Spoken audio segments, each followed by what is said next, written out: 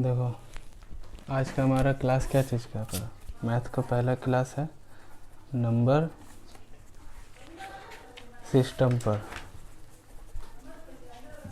ठीक, number system पे देखो कुछ कुछ पॉइंट है। जैसे नंबर सिस्टम को, पूरा सिस्टम को समझने के लिए हम लोगों को कुछ कुछ नंबर समझना पड़ेगा। सबसे पहला नंबर क्या होगा? Natural number. ठीक, नेचुरल नंबर क्या होता है? नेचुरल नंबर वो ग्रुप और वो सेट ऑफ नंबर होता है जो 1 2 3 से इनफाइनाइट तक जाता है। स्टार्ट कहाँ से होता है? 1 से, और कहाँ तक जाता है? इनफाइनाइट तक, जहाँ तक हम सोच सकते हैं। ठीक, दूसरा ग्रुप होता है तुम्हारा क्या? Whole number. होल नंबर का सेट होता है तुम्हारा जो 0 से स्टार्ट होता है, 0 1 2 3 ये चलते जाता है। ठीक, और तीसरा ग्रुप मेरा वो होता है, तीसरा ग्रुप होता है इंटीजर्स का। समझ आया? इंटीजर्स क्या होता है? इंटीजर्स होता है पहला तो नेचुरल नंबर, जितना नेचुरल नंबर है हम वो लिए हैं 0। ठीक, और उसके बाद जितना नेचुरल नंबर हम आगे लिए हैं उसका नेगेटिव, क्या चीज़? उसका नेगेटिव नेचुरल नंबर, मतलब एक नंबर का पॉजिटिव और नेगेटिव दोनों अलॉन्ग विथ 0। समझ आ रहा बात? तो ये मेरा क्या बनता है? इंटीजर। ठीक है, अब देखो हमको क्या समझना है। हमको जो है नंबर उससे पहले नंबर लाइन पे समझना है। तो नंबर लाइन पे समझने से पहले हमको रेशनल नंबर समझना है। देखो रेशनल नंबर क्या होता है?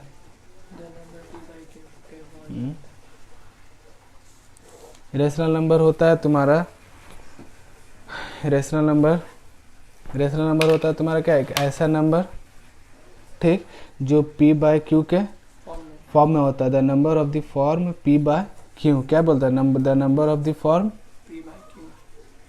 The number of the form p by q. समझ आया? और उसमें जो है p जो है और q जो है दोनों क्या होता है? इंटीजर। p एंड q दोनों इंटीजर होता है, और q का वैल्यू 0 नहीं होता है। समझा? जैसे मान लो कुछ भी नंबर ले लिया, 2 ले लिए, तो नीचे 3 आ जाएगा, 2 बाय 1 आ जाएगा, 2 बाय 7 आ जाएगा, मगर 2 बाय 0 नहीं आएगा। क्यों? कहे कि एक रेशनल नंबर का ये क्या है? एक p बाय क्यू के फॉर्म में रहता है। रेशनल नंबर क्या है? p बाय क्यू को फॉर्म में रहता है। उसमें से p और q दोनों इंटीजर होता है, मगर q का वैल्यू क्या होता है? 0 नहीं होता है। सही में आया बात? तो अगर हम सेट लिखेंगे तो ये इंटीजर का सेट था। अगर हम रेशनल नंबर का सेट लिखेंगे तो ये क्या आ जाएगा? p by q. ठीक, p कॉमा क्या हो जाएगा? आर इंटीजर्स कॉमा, और q का वैल्यू 0 नहीं होगा। सही में आया? अगर मान लो p का वैल्यू भी 0 नहीं होता तो यहाँ पर हम लिख देते। ठीक है, तो मगर हमारा क्या है? सिर्फ यही है, q का वैल्यू 0 नहीं होगा। बात समझ में आ रहा? ठीक, अब हमको क्या करना है? नंबर लाइन पे रिप्रेजेंट करना है। किसी भी चीज़ को क्या करना है? नंबर लाइन पे रिप्रेजेंट करना है। ठीक है, तो देखो नंबर लाइन पे representation of rational number, representation of rational number, representation of rational number. मान लो हमको बोल दिया 7/2 को रेशनल नंबर लाइन पे रिप्रेजेंट कीजिए। आप कैसे करेंगे? देखो हमको एक बात ध्यान देना है, 1 का वैल्यू क्या होता है मेरा? 7। अगर हम 7 का फॉर्म में लिखे तो क्या होगा? 7/7 कट जाएगा तो क्या दे देगा? 1। ठीक, तो और ये भी क्या हो सकता है? 2/2, और क्या हो सकता है? 13/13, और क्या हो सकता है? कुछ भी हो सकता है। सेम नंबर ऊपर नीचे रहेगा तो वो कट करके क्या दे देगा? 1 दे देगा। तो मतलब 1 का फॉर्म इस तरीके से लिख सकते हैं हम लोग। नीचे मेरा क्या है? 2। नीचे क्या है? 2। इसका मतलब क्या है कि 2/2 पर ये 1 देगा। 2/2 पे 1 दे रहा। और मेरा जो नंबर लाइन है वो 0 1 2 3 है, ऐसे ही जाता है। और नेगेटिव में -1 -2 इस तरीके से जाता है। तो यहाँ पर मेरा पॉजिटिव है तो 0 हम थोड़ा इधर लेंगे। ठीक, तो यहाँ पर देखो अगर हम यहाँ पर 1 लिए, मतलब ये क्या है? 2/2 है, तो इसका मतलब क्या होगा? यहाँ पर 1/2। ठीक है, यहाँ पर मान लो बीच में ले लेते हैं 1/2 और 2/2, 2/2, फिर यहाँ क्या आ जाएगा 3/2, फिर यहाँ पर 4/2 का वैल्यू देखो कितना है 4/2, इसको काट दो 2 आया, 4/2 का वैल्यू 2, समझ आ रहा बात।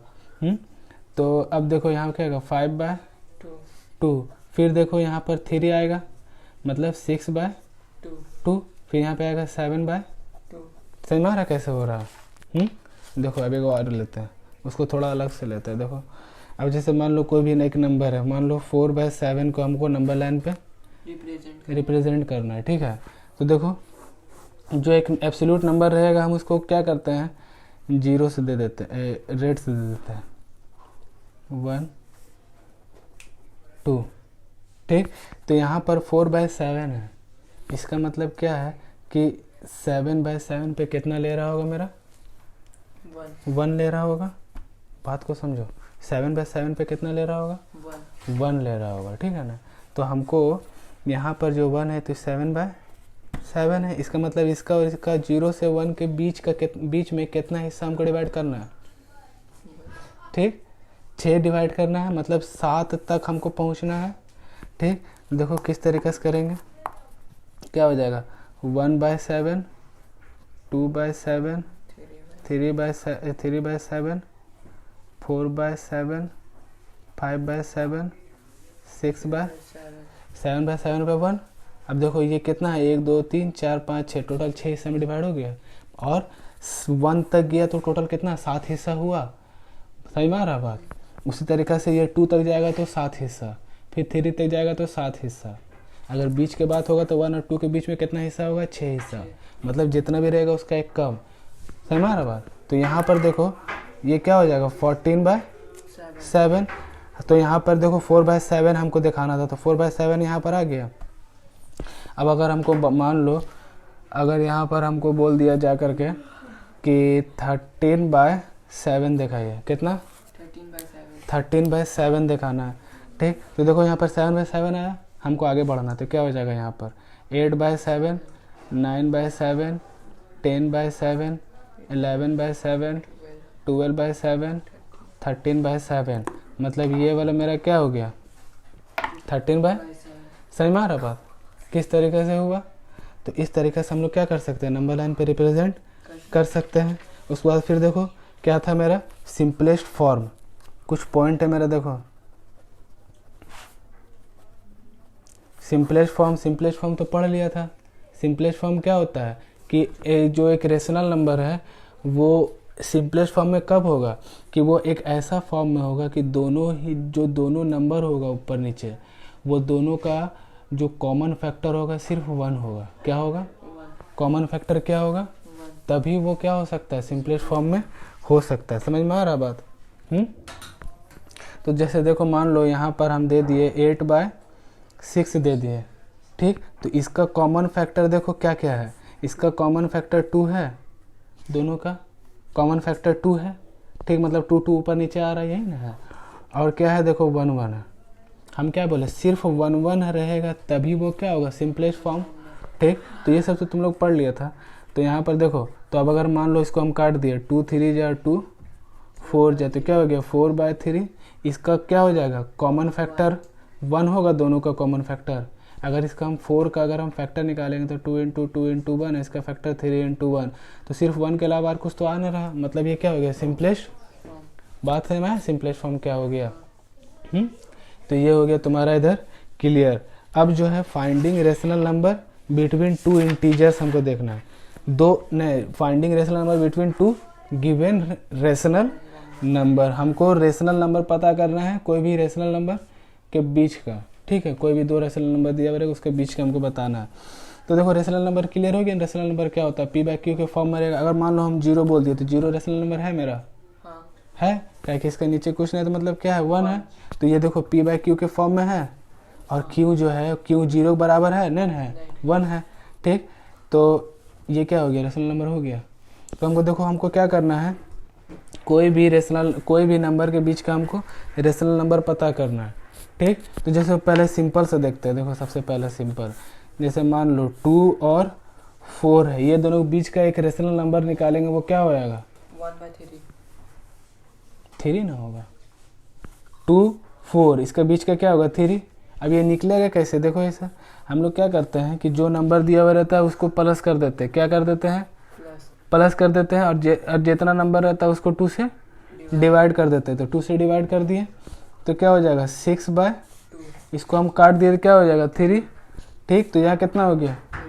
3। तो 2 और 4 के बीच का एक रेशनल नंबर क्या हो जाएगा? 3। समझ में आ रहा कैसे हो रहा है? तो इसका मतलब हम लोग क्या करते हैं, इसमें एक एवरेज फार्मूला लगाते हैं। क्या लगाते हैं? लगभग, या फिर मीन फार्मूला भी हम लोग बोल सकते हैं। ठीक है, मीन फार्मूला ही बोल सकते हैं। जैसे समझो, जैसे हमको एक बोल दिया कि कोई भी एक नंबर है 1/3 एंड 1/2 के बीच का हमको रेशनल नंबर बताना है। ठीक, एक रेशनल नंबर, चलो ठीक है। हमको क्या बोल रहा है कि 1/3 और 1/2 के बीच का एक रेशनल नंबर निकालना है। तो देखो हम लोग क्या, अब पहले हमको पता करना पड़ेगा कि ये दोनों में से बड़ा कौन है और छोटा कौन है। तो मान लो हमने एक नंबर लाइन बनाए, हमको पता करना है बड़ा कौन है और छोटा कौन है। तो हम लोग देखो 2-3 तरीका है। तो एक तरीका मेरा क्या है? क्रॉस मल्टीप्लिकेशन वाला। तो देखो यहाँ पर 1/3 और 1/2 क्रॉस मल्टीप्लिकेशन कर दिए तो ये क्या हो जाएगा? 2 × 1 और 3 × 1, मतलब 2 और 3। तो क्या है? 3 इधर बड़ा है, उसी तरीके से इधर कर दो तो ये इधर कर दो, मतलब 1/2 बड़ा है। समझ में आ रहा बात कैसे बड़ा हुआ? क्रॉस मल्टीप्लिकेशन से। क्रॉस मल्टीप्लिकेशन प्रोसेस समझ में आया? ध्यान से समझो। ये क्या हो गया? हम क्रॉस मल्टीप्लिकेशन किए है ना, समझ में, तो रिवाइज हो जाएगा तुम्हारा। दूसरा तरीका क्या है? पॉइंट से हम लोग निकाल सकते हैं। तो 1/3 और 1/2, 1/3 का अगर हम पॉइंट निकालेंगे क्या हो जाएगा? 0.333 चलते जाएगा। और इसका क्या हो जाएगा? 0.5 होगा। तो 0.3 बड़ा है कि 0.5 बड़ा है? 5 बड़ा है। तो दूसरा तरीका से हो गया। ठीक, तो देखो हम लोग इस समझ में आ गया कि 1/2 मेरा क्या है? बड़ा है। तो 1/2 को हम इधर लिख दिए, ठीक, और 1/3 को इधर लिख दिए। ये दोनों बीच का एक रेशनल नंबर निकालना है। तो क्या हो जाएगा? ये देखो तुम लोग को इसमें क्या बोलता है, स्टेप मार्किंग होगा, बोर्ड है, स्टेप मार्किंग होगा। और तुम लोगों को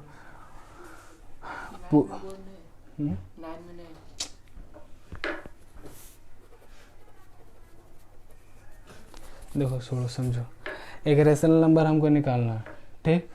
तो एक रेशनल नंबर बिटवीन 1/3 एंड 1/2। तो हम लोग क्या कर सकते हैं? मीन फार्मूला या एवरेज फार्मूला कुछ भी बोल लो। तो 1/3 प्लस 1/2 दोनों प्लस करके 2 से डिवाइड कर देते थे। 2 नंबर था तो 2 नंबर से डिवाइड, तो टोटल क्या कर दिए? 2 से डिवाइड। तो इसको एलसीएम ले लो, तो एलसीएम कितना आ गया? 6। अब इसको देखो 6 को 3 से डिवाइड किए तो कितना है? 2। 2 × 1 2, और 6 को 2 से डिवाइड किया कितना है? 3। 3 × 1 3, और डिवाइडेड बाय 2। तो ये कितना हो गया? 5/6/2। अब 6 नीचे आ जाएगा तो क्या हो जाएगा? 5/12। तो ये दोनों के बीच का एक नंबर निकल गया, वो क्या है? 5/12।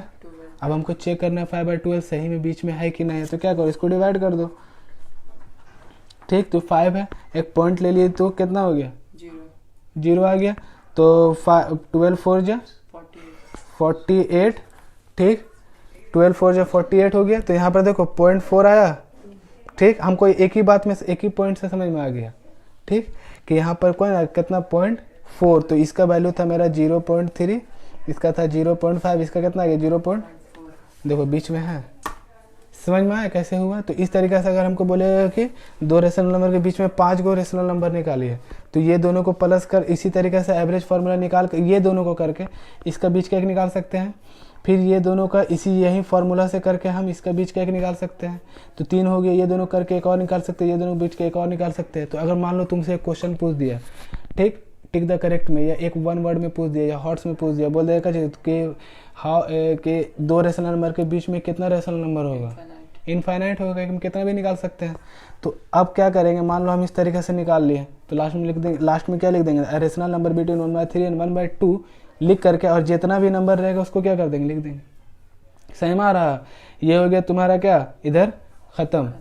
ये तुम्हारा फाइंडिंग रेशनल नंबर तक खत्म हो गया, ठीक है। तो अब तुम लोगों को इसको क्या करना है? बना करके आना है, ठीक। पहला एक्सरसाइज खत्म हो गया।